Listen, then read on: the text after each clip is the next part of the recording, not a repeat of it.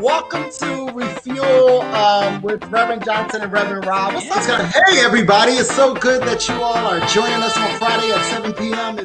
Whoa! We're back. We're back. It's so good to be back with you all. Good evening, good evening, good evening. Hello. It's Friday. It's good to see you, man. It's good to see you too. What's up, Johnson? What's up, Robinson? How are you? Like, come on, get online and share this with people. We got an exciting evening for ready for tonight. Let's talk about that. Hello. How are you? I'm so good. It's Pastor on the screen. Look. I want the world to know, got to let it show.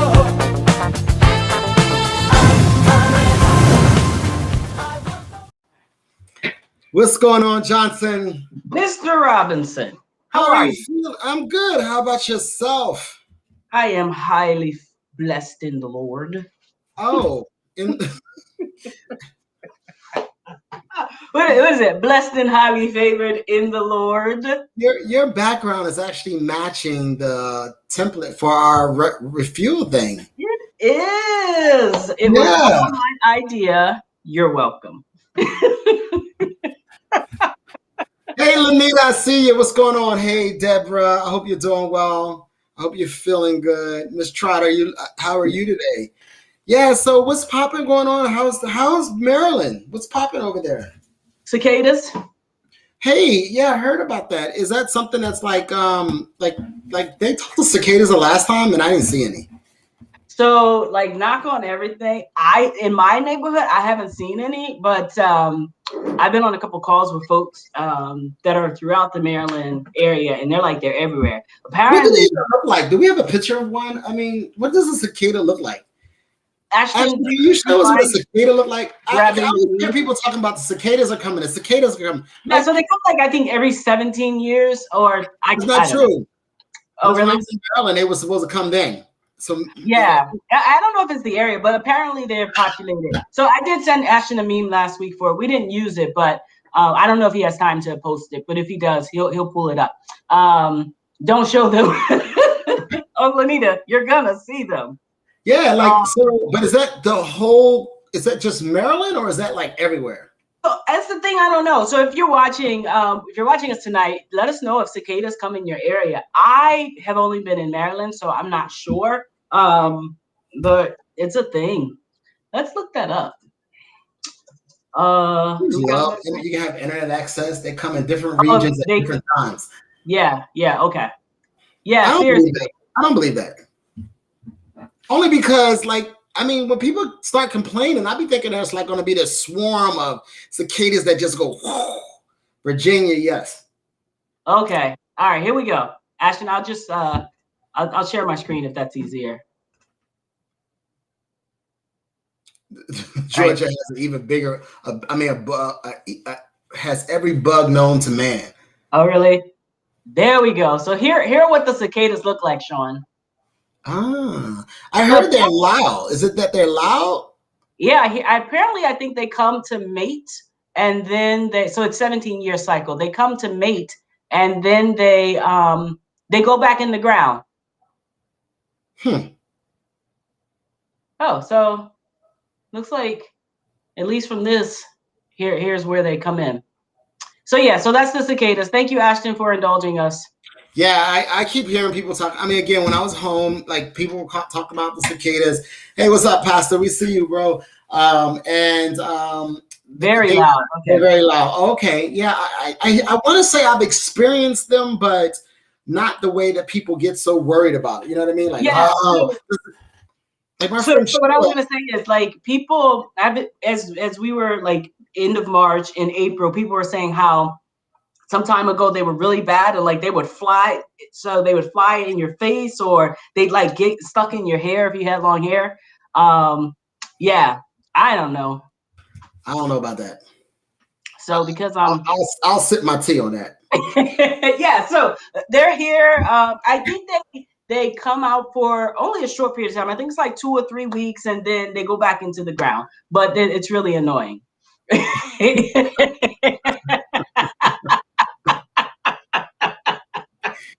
You know, it's nothing like the birthday boy. Just kind of like we were going to actually. We're gonna get there. We're gonna get there, but let's just go there now. So if you don't go there now, if you don't know, tomorrow, May 15th, is our pastor, our friend, the Reverend Dr. Jamie Washington's birthday. Yay! He will be 94, I think.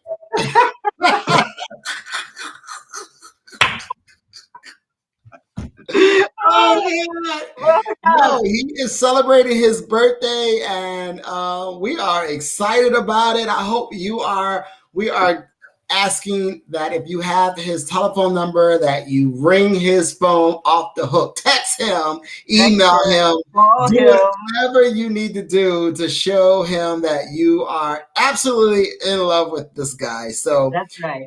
Please help us to celebrate our pastor this weekend. I'm excited to see him move through another amazing year of life and moving into a new years, man. 61 years. Happy birthday, Pastor. Yeah. We're excited for you. Yes, so turn up all you want. I know. Yeah.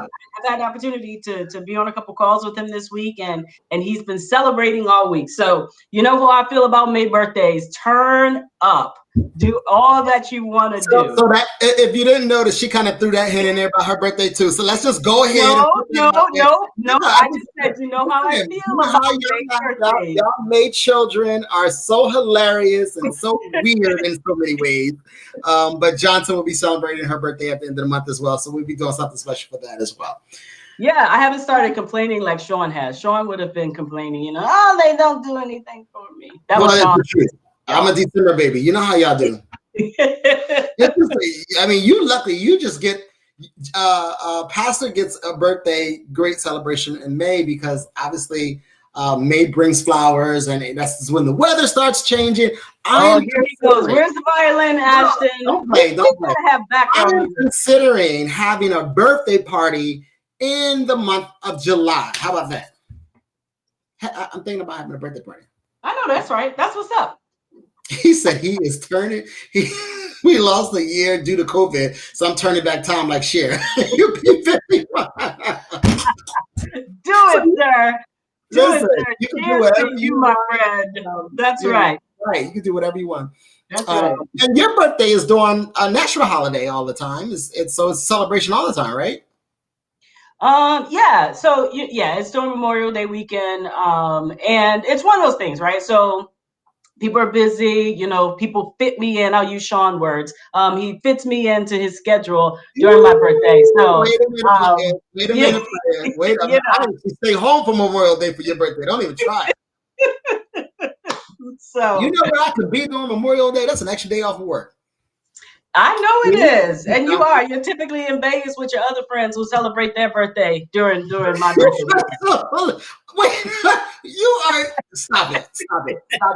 Listen, listen, you guys. So when Sean is going to talk about stuff, he tells me to stop. Watch from now. Okay, so we're gonna count for the next couple of shows. How many times Sean says stop it? Go. He was about to say stop it. So what I was gonna say is, we actually tried to take your behind away for this year, and that ain't happening. So, hello? Like we're Valanda, Jamie Washington, we all was in cahoots and trying to get that thing going on. See, you ain't know that about player. Joy said, not so. Not this year. Not this year. So. Listen, unless y'all work or somebody was going to house me for 14 days to quarantine when I came back into the state of Maryland. We would have housed you, but you would have had to be housed again. Right. We were trying to. See, Valanda was like, we were trying to. We really did have actually really good plan, Valanda and I. And then I pulled Pastor in, so it was going to be a good time. But so what I appreciate about COVID is that we get to reinvent things, and that's what I feel like is about to happen. I feel like as people are getting vaccinated and people are paying attention and being healthy, I think that maybe next year will be for me more about getting outside of my environment. So I've been staying really local, and then if I do travel, it's all car, and wherever I go, that's where I'm staying at. So I'm hoping next year that it will be a little different, and which actually, we can lean into this. Let's lean into the state mask mandates and reopening. So the CDC dropped that fully vaccinated people can start being out in public in wider areas without masks, and it's causing a lot of stir. So Maryland, our governor went on TV today and talked about it, and so on Sunday, I think he's lifting the mask restrictions for vaccinated people, right? But as we were talking before the show, it's just like how are they validating this? Like, right? So you made a comment about people who aren't vaccinated or who thought it was a hoax or who just hate wearing masks then come out of mask, and so how do you know who's vaccinated and not, right? So I've seen a lot of go on. Go ahead. No, go ahead. I've seen a lot of stuff on social media, right? These are the same, social media saying, people are going to continue to wear your mask, and okay, because you don't know who else you're around, right? I think that's what I was going to name. Is the struggle is going to be that you do not know who is around you, and it's one of them things. Do you walk up to people and say, "Oh, you got a boogie in your nose"? People are really uncomfortable with that. So, are you going to walk up and be like, "Yo, did you get vaccinated?" So it's like, I just don't think, because I don't think that people are going to do that. And so, how would you know whether you are around folk that has been vaccinated? Like, for instance, we got a report at the agency today that said that effective today, that you are allowed to be unmasked if you are vaccinated, fully vaccinated. And if you have not been vaccinated, you must still wear a mask. And again, it goes back to, so everyone that walks into space, how do you know? I think that, I don't know if that, so again, we're not in the room to make these decisions or be a part of the conversation. So it just troubles me, because the truth of the matter is, while we are vaccinated, there's still a potential that you could still get COVID, maybe not to the extreme of dying, but also you will have some symptoms, right? And so, go on. No, go ahead. I was just gonna ask. So, and then with the dynamic of fully vaccinated people perhaps dwell in living spaces with unvaccinated people, either because they just haven't gotten it yet, or they're like my little guys can't get vaccinated, and so what then? No, right. Yeah, Pastor. So you heard people are selling copies of their vaccination cards, right? So where is the there are not many checks and balances, and I know people are like, oh well, with this mask lifting this mask mandate, it's a sense of getting back to normal, and so I've always cringed when people said that, because it's like, oh, we won't be what we were January or February of 2020. We'll never be that way again. And so, but do we want to go back to that? Like, precisely. I don't want to go back to the way things were. Right. I want to see my family. I want to hug my nephews. I want to hug my sisters. I do want to do those things, and I think I could do those things. But I don't want to do this. Like, I enjoy being home. Right. No, I mean, it's like now you learn to appreciate. I think that, and I had to sit back and think about why I wasn't staying home. Yeah. So I was constantly in the gym, which has really impacted me, really, for real. So all jokes aside, but like, that's one of the things. Like, why was it so important to engage outside the home?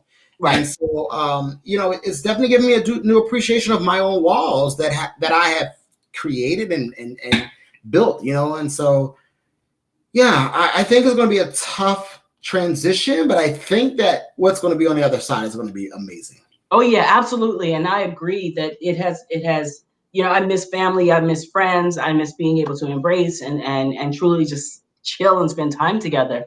But it is an appreciation to be home and not feel rushed. And I think, I remember you pulling the gray hairs that you have out last year as you were transitioning from working on-prem all the time to, hybrid or then fully virtual for a period of time. And so, I definitely appreciate the ability to not have to, I feel that I can attend more things, specifically as it pertains to the church, right? And this no tea, no shade to people who don't attend things, right? But I find, so Wednesday for me was an extremely long work day. And I didn't leave the office until 6 o'clock, and I was able to get home and see my family and then jump on spiritual development, right? And so I was not late. I didn't have to figure out where I was going to have dinner, eat dinner out to do, and then feel like, oh, well, I've been gone since 6 a.m. and it's now 9 p.m. and I've missed even seeing the boys' eyes for that day. I was able to come in, shower, and then get to the living room. And they actually were a part of spiritual development with me because Joy had a session. So, again, I appreciate the flexibility and allowing me to have the capability to still make it to things, that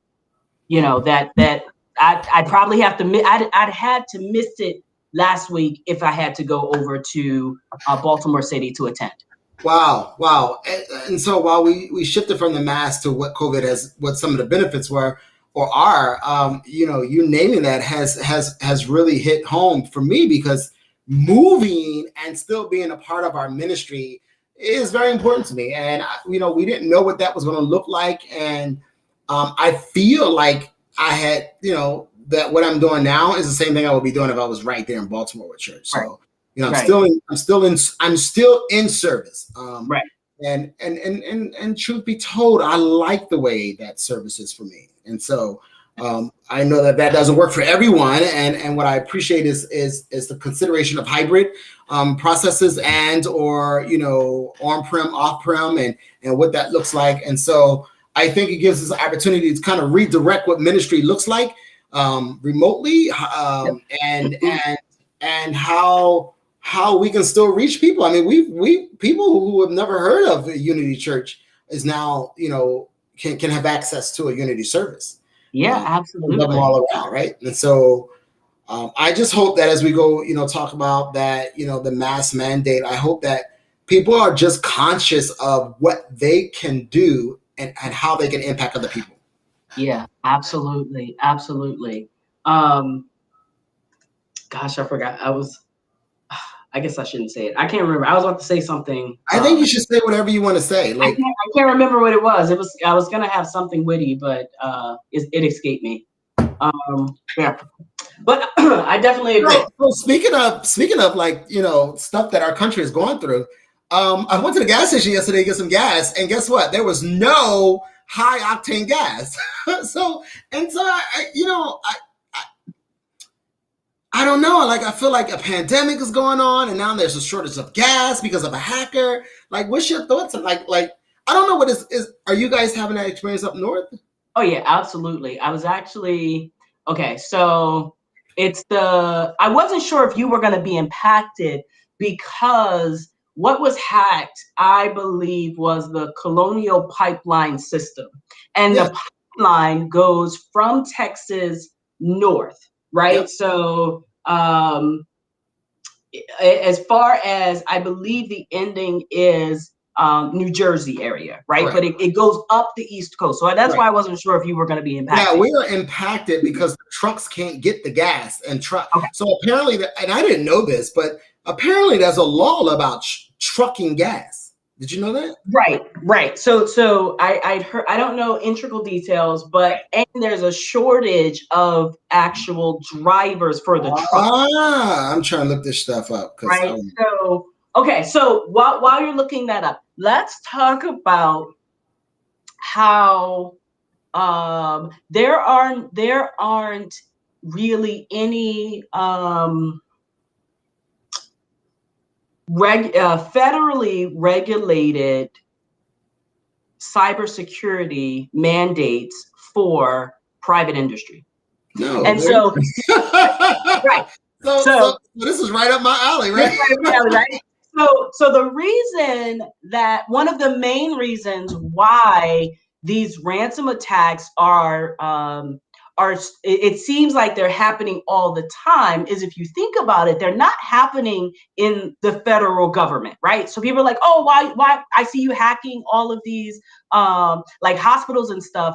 Why aren't you taking out student loans? Because student loan is a federal organization and they have guidelines, i.e. many, Sean's in that realm about cybersecurity, right? And about patching and about finding the leaks and about antivirus, where a lot of these private industries, they don't have to, right? Hospitals, school systems, they are not, it's not regulated by the federal government that they have a cybersecurity mandate in place. And so that was that's the primary reason that pipeline got hacked. And these folks, go on.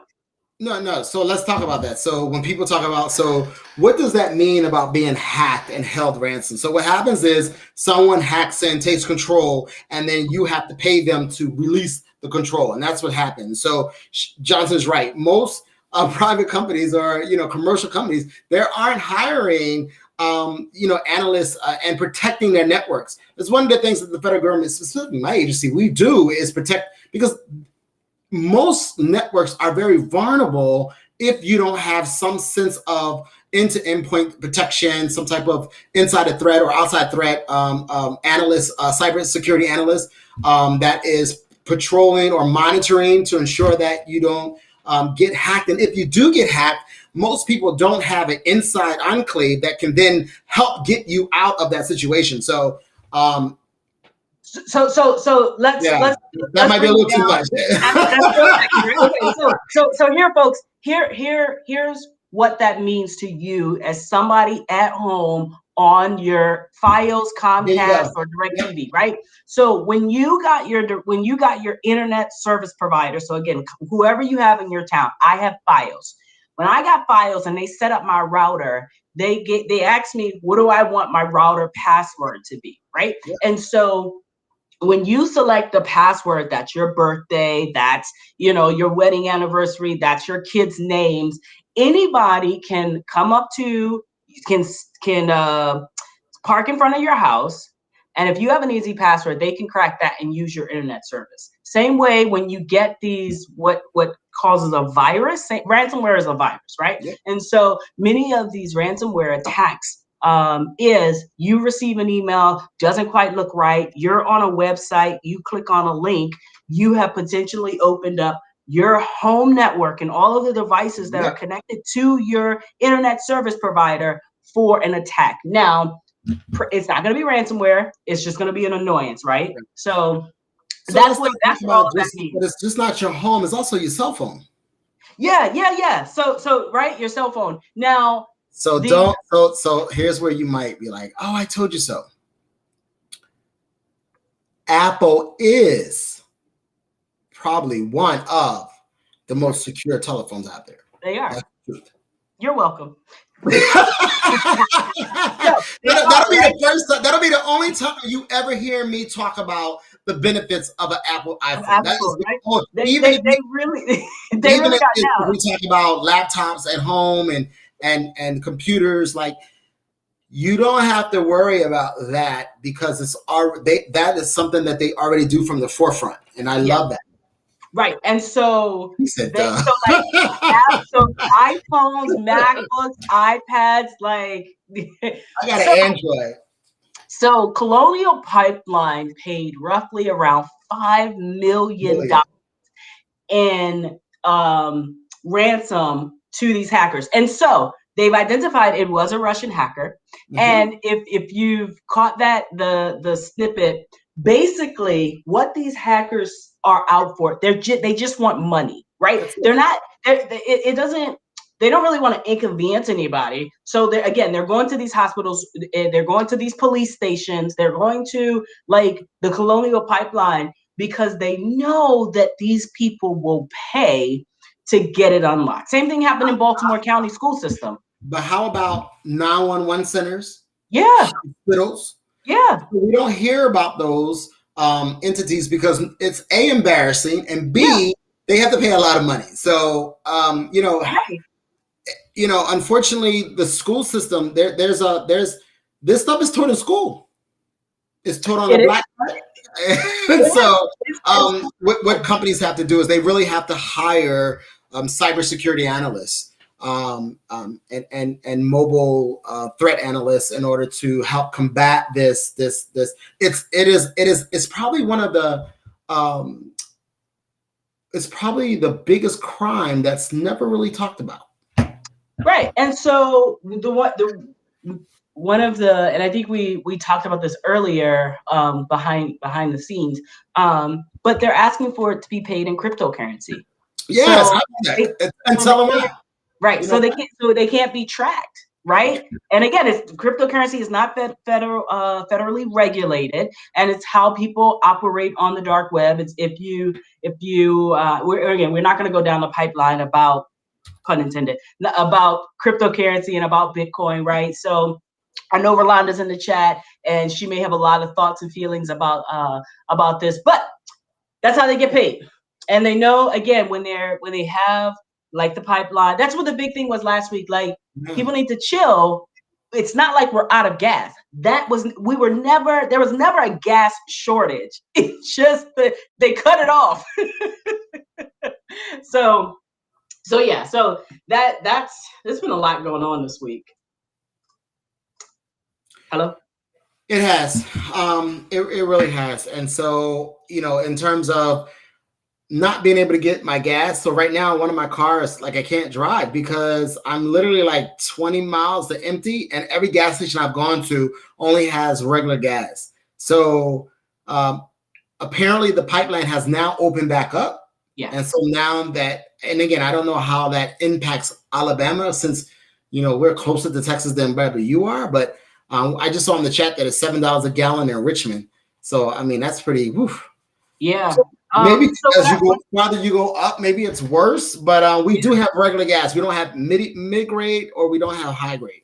So what I've found is you got to get up early to go to the gas station. So like, wait, right? Did you see some of the memes or the pictures with people? So another thing about Alabama is that a lot of people got tractors, a lot of people got lawnmowers, there's a lot of equipment that takes regular gas. Yeah, my guy didn't come this week, and so wow. so you ain't got your grass cut. I ain't get my grass cut. Think about how that's impacting people, right? It is really impacting people. I think about it. So many of you know, if not, I have this project that I'm working on in my house, and I'm building a fence. And so before all this went down, listen, I know all my. Let's talk about the fence, Johnson. Let's talk about the fence. Let's talk about the fence. So Johnson is putting the fence. Yes. With help from Loretta. Loretta's helping Carla put together a fence. I can't wait to see the fence. I saw some pictures of the fence, and I was like, oh, that looks a little crooked. I don't know if it was crooked. It just looks crooked. And I'm like, how are you going to attach? This should be, I cannot wait to see the final product. So it was crooked because of the pictures I took. It was. The posts were crooked because the pictures I took, we hadn't had the cement. We didn't put the cement down there's cement. I thought Loretta was off her gig. So we used an auger last week, which is the hole digger, and we're successful. So that's my project. But speaking of that, like, wood prices are at an all-time high. You know what? I'm so glad we have this conversation, because that impacts building houses. Right. Listen, I'm about to start pulling out some wood and start selling it on Craigslist. So let's talk about this. So people are wondering why that, like, people are overpricing their homes. Yeah. It's because builders cannot build. So in the state of in Alabama, let's say in Huntsville, let me just say that Huntsville are no longer taking pre-sale orders for new homes. So Huntsville is having a influx of people coming in. There's all these kind of agencies that are moving here. It's going to be kind of like a DC, very metropolitan, like just a bunch of people coming from different areas, right? But they don't have enough homes for the people. because you can't go to a builder and say, I want this, this, and this. The builder would do what they consider a spec home. And then you can't contract the home until the 5th phase of the construction. Get that? Which means you may see the price today, but 3 months from now, the price may be completely different because of the lumber. Because of lumber. Like, it is crazy. Why do you think that is, though? So I think with that, like, same thing, that there's a chip shortage for computers. There's a glass shortage, right? Because if you think about it, last year, many of the countries in which we get all of this stuff from were shut down. We've had the wildfires, that have gone rampant, right? So the demand is increasing, but the supply is low. And so what I'm facing from a technology perspective is, like, the chips that I would normally get in the computers to order, it's just the lead time is like 120 days. And that's to get stuff from overseas, right? And that's where a lot of the stuff comes from. Like, again, many people don't really know where the lumber comes from. We assume because it's in the Home Depot, it comes from somewhere, right? And a lot of this stuff is imported in. And then we had, I don't know how much we are impacted by that boat that was, I don't know if it's still a residual effect from that boat that was stuck in the canal. But again, you have stuff like that going on that's stopping stuff coming in from other countries, which the United States depends on a great deal. Yeah. So what I hear you naming is that this is a full impact from being shut down because of COVID. Yeah. And Pastor, you make a really good point. People are using the money that they would have spent on vacations on home projects, right? So they got nothing else to do but stay at home. And a lot of people were too scared to do these big projects last year. Right. So last year, you wouldn't catch me out there trying to build a fence. So, now more people are out and about. More people are out and about. And so that's what they're doing. There's a chicken shortage. There's been a chicken and a pork shortage this entire pandemic. Well, there's no chicken shortage or pork or beef shortage in the state of Alabama. I can tell you that. You can get all kinds of cows and pigs and all kinds of stuff around here. So a lot of those. So it goes back to factories, right? And how people had to adjust to COVID. And a lot of those factories, people were catching COVID by the boatload. Amazon is another big one, right? They sustain, but if you they have third world policies going on, if you ask me. But it was the same thing where with the chicken shortage, Tyson and Purdue, I believe they're two separate companies, had an outbreak in one of their largest factories, which slowed down stuff. Yeah. Very interesting, very interesting. So again, as we talk about things that are going around in the world, like what else is going on? Like, I mean, we got shortages, we got house shortages, we got chicken shortages, we got gas out. We got gas. Where is it? Palestine is Israel and Palestine conflict. That's right. So, there's a war, right? It's been, I wonder how this is impacting going to Egypt or any other like Middle Eastern country. You know what I mean? Like, yeah. I don't know. But it is. What I will say is that I will offer that people who are traveling, specifically that side, to check the Department of State website to ensure to check the security and to see if that's something that Americans will be safe at. Let me just say that. I was going to say, are we allowed anywhere yet? You can fly, but what I will offer is that people who are going over to the Middle East, I think you should be mindful of what's going on. Like absolutely. Yeah, like I need people to be. I mean, I don't have, again, like this is something that is not talked about often, but like we are Americans, and people who see, U.S. passports are, they listen, my friend teaches over there, and she said that they have a curfew. Yeah, I'm sure. I'm sure. Yeah, it is it's really Thank you, dangerous. Trinice. Trinice says it's a lot. It impacts us a lot to travel. So thank you, Okay. Trinice. Yeah, Trinice, I don't want to put you on the spot. And I will kind of why not? Like, call her up. So I just want to know, like, I was going to ask you the same thing. Like, so is your agencies buzzing about, or are your agencies buzzing about what's going on over in Jerusalem and Gaza? So what I would say is, because I am in a different area, so my room is specifically cybersecurity, so I don't hear a lot of the buzz. Now, when I used to travel for the other side in terms of overseas, like, I would have been in the know. But I try not to pay attention to a lot of stuff because, I got a lot going on right now. But what I did, this does impact my decision. And the reason why I use Egypt was because a friend of mine wants to travel to Egypt, and Chris and I were thinking about going to travel with them next year.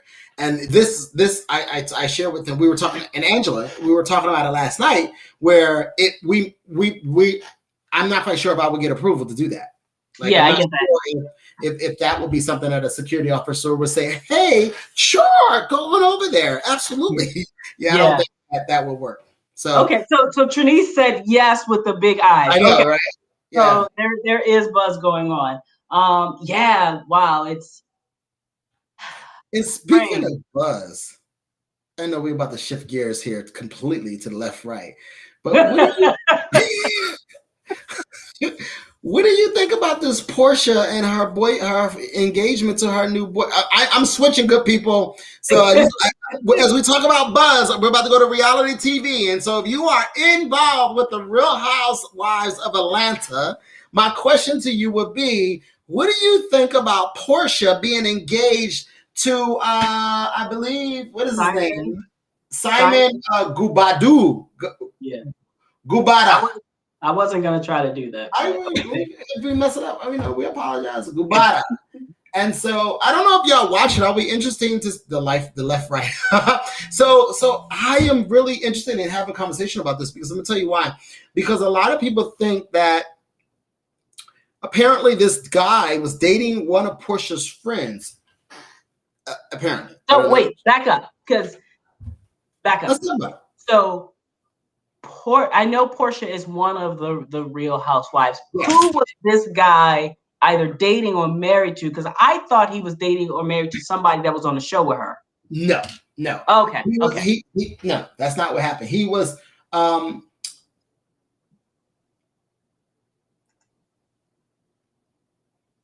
you might be right. Because I didn't watch this season. I didn't watch it this season. So you might be right. So the co-star of Phelan was Simon's wife. Okay. And Simon is also the business associate of Portia's ex-fiance, Dennis McKinney. Okay. So let's talk about entanglement. How about that? He was married to the woman. So he was married to the woman. So again, the reports are, again, we're at all not naming that. It is what it is. But as we talk about buzz, But listen, he's worth $40 million. Some things we just have to understand. Did you check to see how much his net worth? So you saying for $40 million, are you telling me that if you were not married and Trinice was married, and Trinice's wife, and they got divorced, would you date Trinice's ex-wife? Is that what you name it? I'm saying. I'm asking the question. If $40 million? Listen, if Joy wanted to go date somebody right now to have $40 million, I just need a check. I need an allowance. That sounds like an open relationship. Well, listen, open, no. Well, you just said. Yeah, they're moving exclusively, so they're going to monogamy. Like, if $40 million walk in the door, we're gonna figure this all out as a family. Yes, we are. So that's again, as Jada Pinkett coined the phrase entanglement. there's a lot of heat going towards Portia because they feel like Portia messed up the girl code. And he said trash. So, it's interesting to know, I want to know, how do y'all feel about dating your friend's ex? Like, I feel like that's what Portia did. She got engaged with a guy that she fell in love with, who just so happened to be the ex-husband, allegedly, of someone that she was friends with. I mean, listen, I don't know. See, Johnson is looking at $40 million, but I'm serious. Like I'm asking a question. Like, what does that?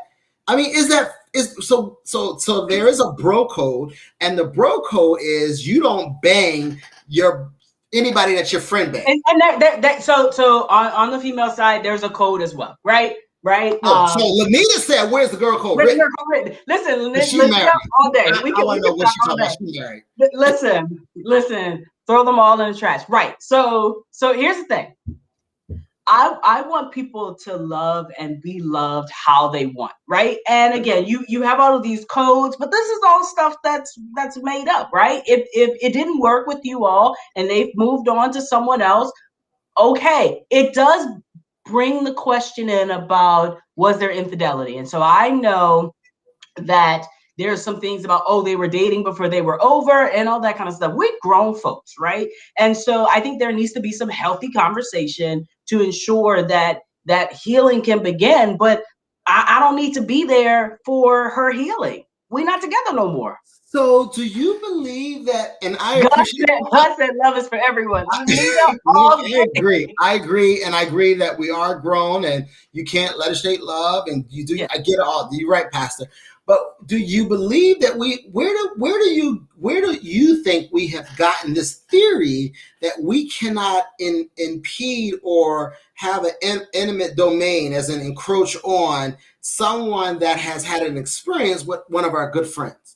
Like, I wonder where do we get that from? What kind of awareness has been how do we get imprinted with that? Because that is, I don't know. I'm only going to name for me.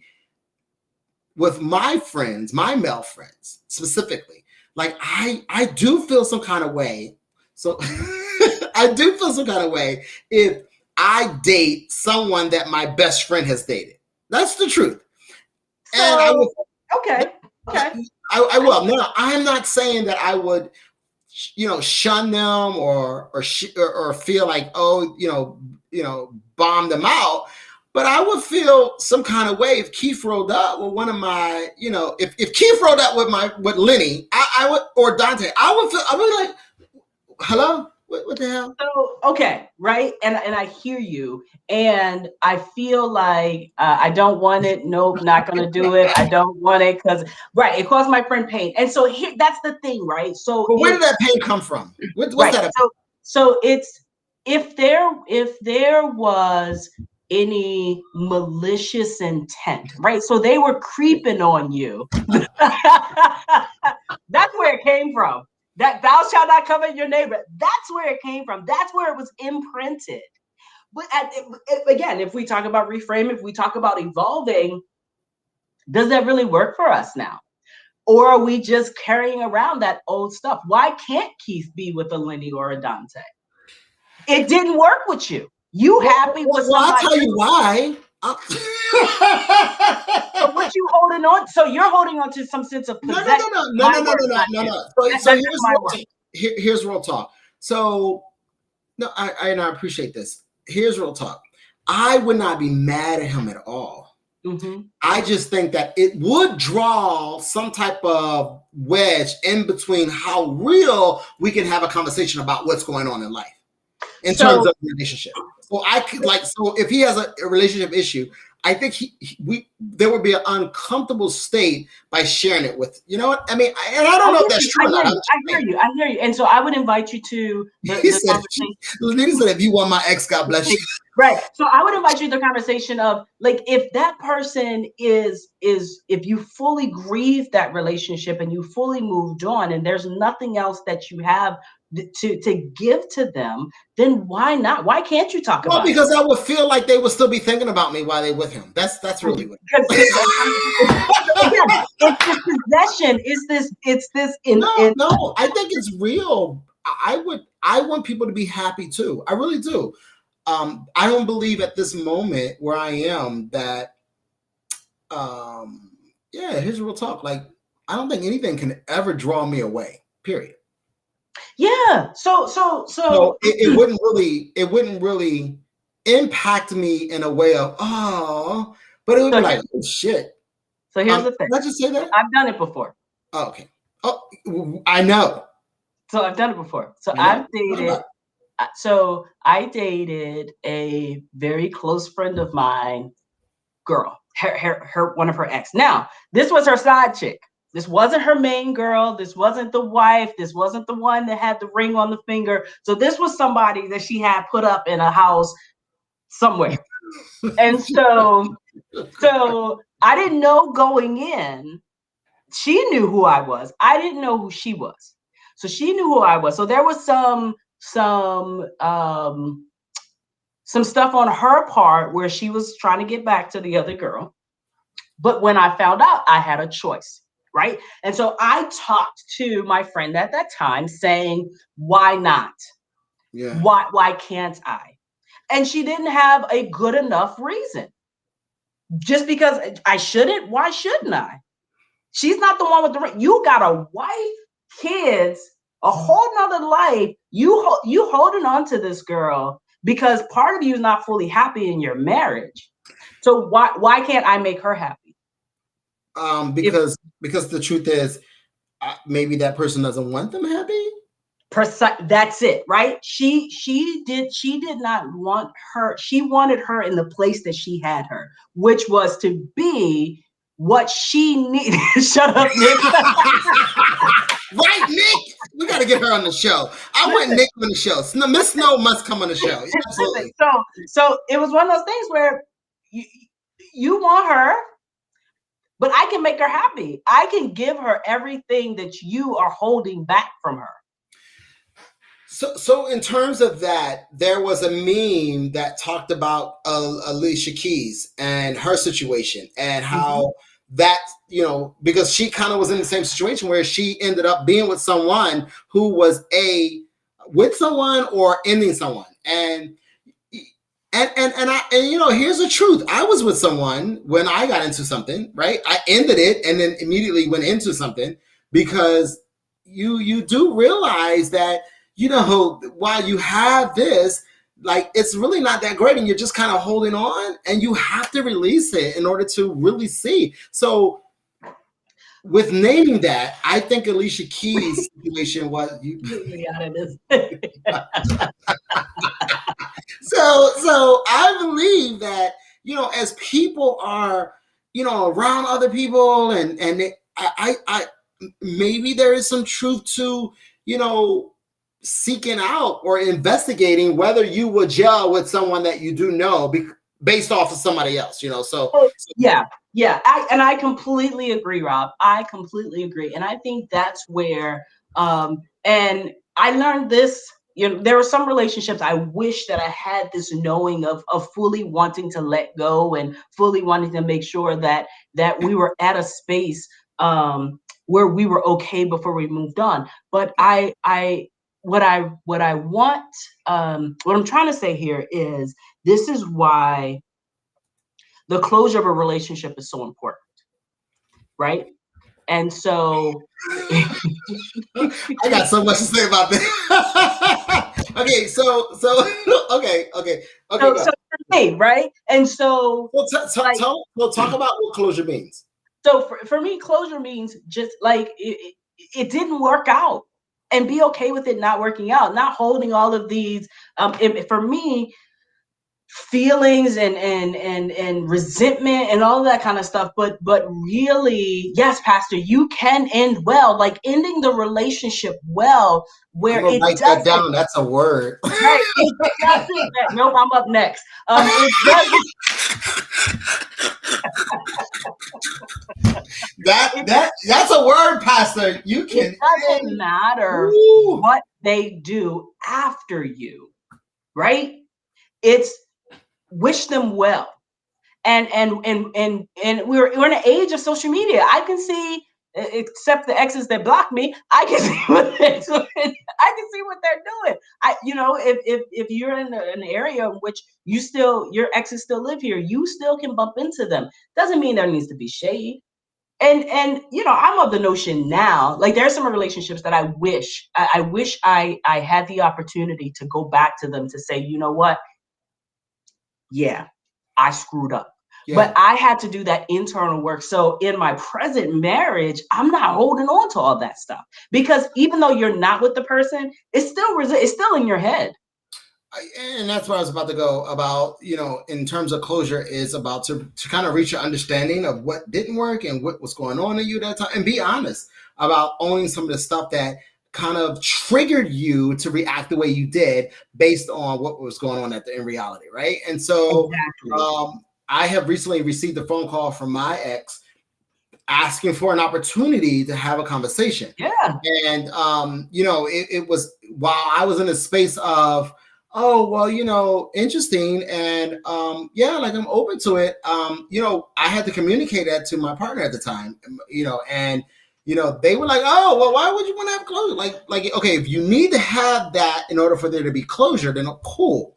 And so I do believe you can end well. And I do believe that everybody don't need to be mad. I have been fortunate to be very still engaged with some of my exes, not on a regular basis, but hey, how you doing? Or hey, I hope you're doing well. And I think that that's a testament to having some sense of understanding of what was going on, the work. And when you invest in things and you invest into relationships and do the work, like you do need to check in about what was going on at that moment and kind of get it, because the truth is you end up getting to a space of knowing that it really wasn't the other person. It really wasn't. That's ownership, right? That's self-ownership. Right. And self-awareness. And so getting back to Portia, while Portia realized that where she was at the moment wasn't working for her and engaging in someone that did, I'm really okay with her moving to happiness. And if that meant that her friend, if it was a friend, because they say it was not a friend, but if that meant that her friend is upset, I do believe that we get to create a space to go back to our friend and go, let's talk about it. Yeah, absolutely. And this doesn't work for everybody, right? And it may take time to get to this point because of how the relationship ended and what the other person did. And especially if you are in a place where I did my best, right? Yeah. Fine. And again, taking into context, we're talking about a relationship that had no violence, that had no abuse, and all of those contexts. This is just like as baseline of a relationship as you can get it. So we understand that there are complexities that make up many of our relationships. And I think what we're both trying to say is there's still a healing for yourself and a release of the other person. And that's why I feel like situations like Portia can happen. And again, did I say $40 million? So Johnson, why would you want to end with $40 million? Because I feel like that's influence. Are you trying to imply that she was influenced by $40 million? I would. No, I'm kidding. Are you trying to say you would leave your wife for $40 million? Would you leave your wife for $40 million? No, I'm not going nowhere. Not at all. Well, I know Joy might push you, but Joy might push you and just say, make sure you just take care of me. Right. So Portia's net worth is $400,000. That's a lot different than $40 million. Hello? She was married to Kendall Stewart, which is, I think he's a football player. So her net worth. Kendall Stewart? That wasn't his name.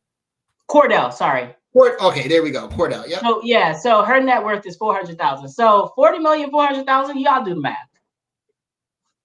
Like if I don't have 4,000 being any bad. I don't have that to be bad. I mean, that's No, that ain't bad at all. Yeah. But I think that she should pop it on. Like, I mean, and so I mean, here's the thing: he's not that attractive. That's not nice, Sean. He Is that looked not good nice? to her. He looked good to her. He not how you like your boys. How do I like my boys?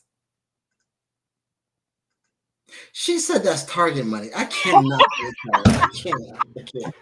No. What I'm saying is, what Nick, don't encourage me. Please don't encourage me. No, what I'm saying is, like, so Portia is a very attractive woman. Very attractive, very outgoing, very aggressive, very pretty. Oh, wait, was that for me? Hey, birthday boy. We're not gonna talk about like, hello, you like pretty boys too. Hello, we've been right. Get into that. So I the last two guys that she's dated has not been that very attractive, and so I appreciate her dating men that I can't do what you, pastor. So maybe that there is some sense of looking into what love is. You know what I mean? Like maybe she did fall in love with an unattractive person. Is that fair to say? Yeah. I mean, is that do unattractive people deserve to have beautiful people? I think they do. And who gets to call them unattractive? Who gets to? She's attracted to the money. That's what I say, Nick. She looked into her person. I see that. So I absolutely. I don't think that's true. I have a fine man, and I don't. Maybe I think that maybe people do. I mean, maybe it's not about looks. Yeah, I mean, for. I don't have $40 million. Unattractive people are good in bed. Ooh. Wait a minute, Nick. Listen, Ashton, send Nick a link, please, so she can connect. I want to hear more about this. Johnson, we got 3 minutes, but I want to take Nick. Get Nick on the call, right? Get Nick on the line right now. Miss Snow, I want to talk about what you mean by unattractive people. Are you trying to say pretty boys and girls don't? Because you know what? They don't feel like they got to do no work. What is bull swanky? I'm saying. So here's the thing. So here's what I used to hear. Like, they need to be more. They need to be some attraction and connect. I heard. Listen. Get Snow on the call. Get her connected. I want to talk about. Somebody send her a link, please. Send her a link. I want to talk about this. I want to know, why do people think? I mean, that's the same thing. They talk about how dark-skinned guys have bigger penises. Let's talk about that. That's exactly where I was gonna go. Right? They were like, they put more in the work. That is so you're trying to say that attractive people don't put in work? That is crazy. Like they have to. I can agree with that. Pretty people don't feel like they got to work for nothing because that is bullshit. Everything's been given to them. Ugly people put the work in. I can't.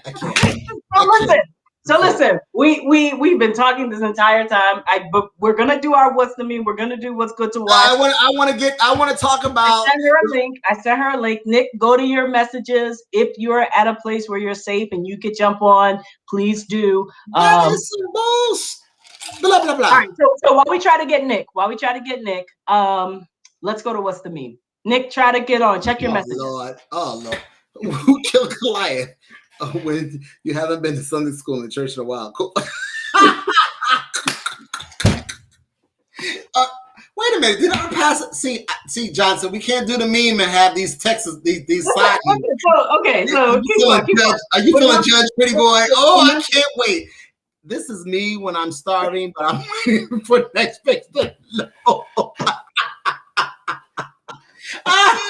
You know you do it. Just mad. You got your food hot. You're waiting.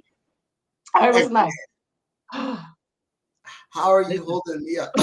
Oh, dang! That's what's up. That's some straight gangster stuff right there. That sums up 2020. And for teachers, we talked about teachers last week. I'm certain if we showed this last week, John and Lanita would be right on it. What's next, Ashton?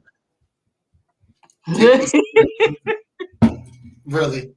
Listen, Gas prices. I'm taking Joy to the Sunoco across the street on Liberty Road. She want to go out. What's next? Gas prices go over $4 a gallon. Oh, snap! Have you ever done that, Sean? Have you ever? I have not, but I heard that it is very interesting. It's It is. something about the Mentos. I don't know if it's there must be something in there that coke, that acid activates. Yeah, it sends it off. What's next, Ashton? Oh, I can't. I just can't. That's how it is. You see people, they were filling up like Tupperware. Like there was a guy in Florida who went to the gas station, filled up a whole bunch of gas tanks, loaded in his car, lit a cigarette, and his car blew up. Hello, right. And what about the one that's putting gas in trash bags? Trash bags, Tupperware. People are just crazy. People, please pay attention. Right. What's next, Ashton?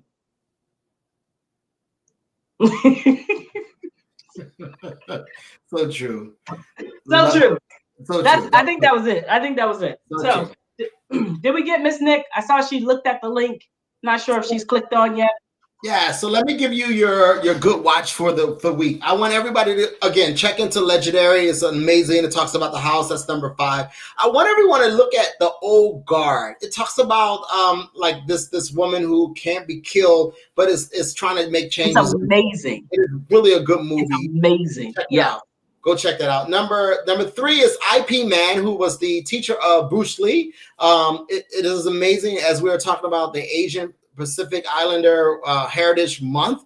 I think that will be a great show to watch. It is amazing. Check it out. He has like 5 movies, and I think that if you're into martial arts or kung fu or just action flicks, period, he has his teachings is about being very centered and very all about just love. And so I think you should check that out. Again, so 2 questions. What's IP Man on? And is it a movie or is it just kind of like a documentary? Very good. So it's on Netflix and it is movies. So it's like 1 through 3, I think 1 through 4, but it's like a 2-hour movie, but you have to watch it in sequence 1, 2, 3, and 4. IP1, I think it's just called IP Man, and then IP Man 2, IP Man 3, IP Man 4. Very, very good. Like Mike Tyson is in one. It showcases the relationship with Bruce Lee. Very, very good. A man who moved from China, Asia to America, and how the culture changed and shifted, and the things that he had to do, and how Asians were treated in America. Get into that. It didn't just start in 2021, y'all, or 2020. They've been struggling and being oppressed from the, again, privileged people since they came. Were brought over, so pay attention. And then number 2, and I talked a little bit about it last week, but I got an opportunity to see the whole season, which is called It's a Sin. It's on HBO Max. Please go check that out. It talks about the AIDS pandemic and how it impacted Europe, and how Europe didn't have access to resources nor information, and how they leaned on America, and how that went about. And it was really, really good. It's only about 6 episodes, so go check that out. And then I'll leave you with number 1, which is Jeopardy Legacy. Now everyone knows that I'm an action figure, comic, martial. You're an action figure? I mean, you know what I mean? Like, I'm very into like Marvel and, anyway, go check out Jupiter's Legacy. It's about normal, ordinary people who were given abilities to help save and change the world. So check that out. That's also on Netflix. Very good. That's my top 5 for the week. Go check it out. So you can enjoy this weekend. Yeah, thanks, Nick, for trying. Sean, we'll have to bring on next week. She's getting some error messages that I can't navigate right now. Well, maybe we need to talk about, maybe she need to get one of those ugly people that she's talking about do better things, and maybe they can do better things on her internet browser, because I don't understand that. Like, I'm not bitter that, and I'm not consider myself to be a pretty boy, but it just speaks to the. I don't think that's true. I just don't think that's true. I'll put my 2 on that. Okay. Yeah. So Nick, we have to bring you on. I don't know if we want to do it. I don't know. Yeah, we'll bring on soon. I said next week because that's just what popped in my head. But we'll figure out a time to bring her on. I want to have a conversation around that. bring up this topic. But yeah, Sean. You know what, Sean? I'm with the crowd this weekend, man. Like, I think you haven't had an ugly one. Maybe that's your story. He said I haven't had. That's what she said. Alita said you haven't had an ugly one.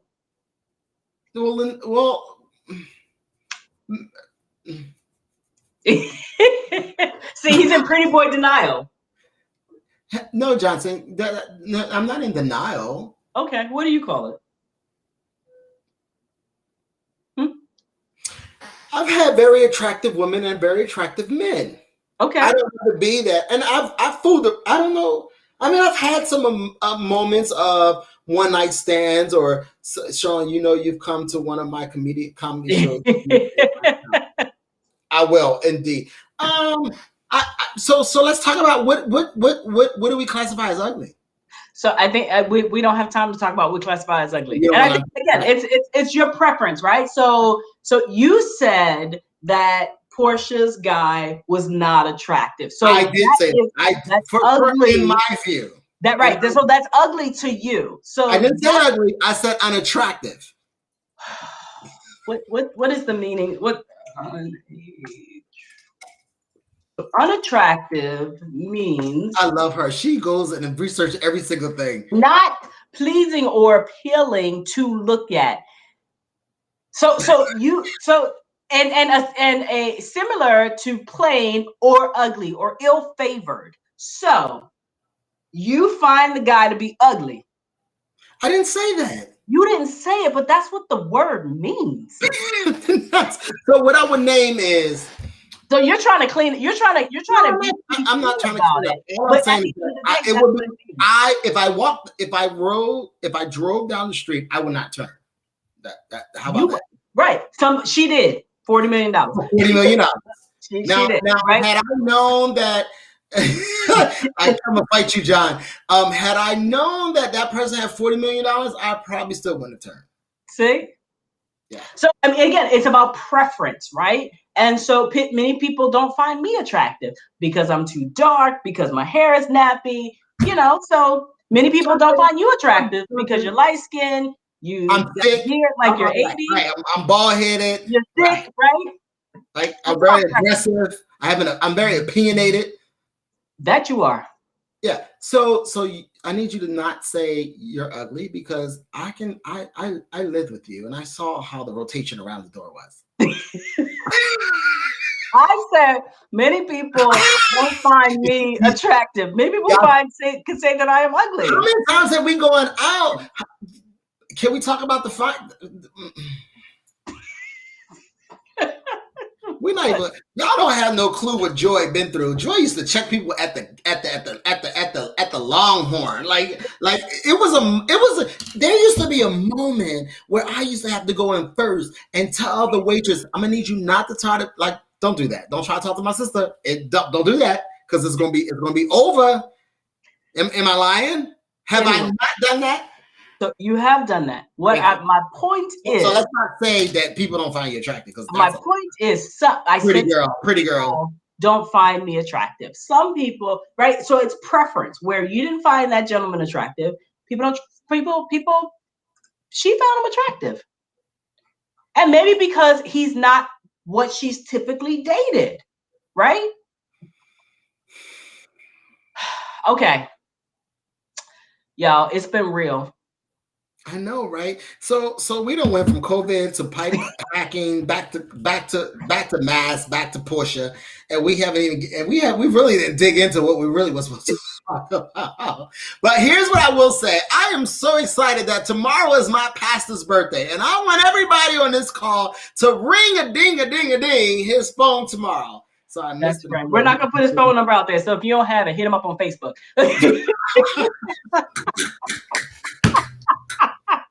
Make sure y'all watch the Baltimore worship service at 10:30 on Sunday, and wish him a happy birthday on Sunday. Latasha, it's so good to see you. I do miss you and hugging you. So I hope you're doing well. It's so good to see you. Absolutely. We love you all so very much. The Revs have been in tonight. We've talked about a whole lot of things. Love you all. I love you, Sean. I love you too. Kiss the babies. Good night for me. Ciao. Yeah. The Revs are in. Hashtag. Thanks, Ashton.